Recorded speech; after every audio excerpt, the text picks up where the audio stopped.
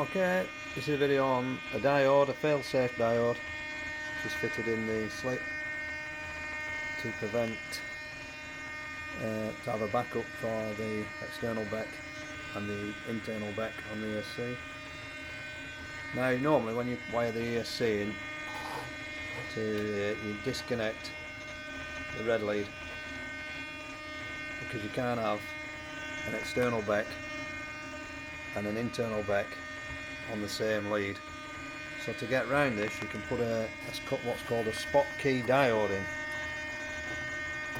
and this allows you to use as a backup the internal BEC of the ESC. So if this fails, as I'll show you now, so let's turn the external BEC off. Watch the light. Light goes out, but we've still got his internal BEC on the ESC. Now just to prove that that's definitely not just wired in, turn that back on and let's unplug the ESC. So this is the ESC going into this Schottky diode. So if I unplug that,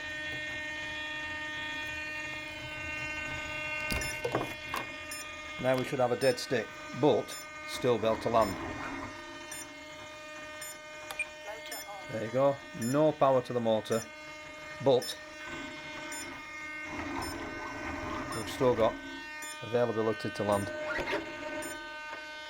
Still got control on landing. Now these are absolutely brilliant. They don't get hot. I've put it through rigorous tests. I mean, the perfect way is to put a separate battery, and carry the extra weight.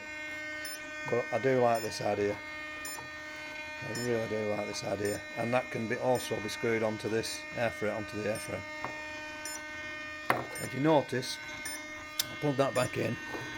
I'll show you the difference on the telemetry on the transmitter. Now it's on 7.9 volts, and the external BEC is set to 8.4 volts. So that's the voltage drop, 0.5 volt through the diode. That's your voltage drop through the diode. Now if I turn the BEC off, as I turn the BEC off, watch the transmitter telemetry. It drops to 7.1 volts because the internal BEC on the ESC is set to 7.6 volts, and that's your half a volt drop there. So that's my fail-safe system because of what happened, because of the crash through an internal BEC on the ESC failing. So now at least I've got two BECs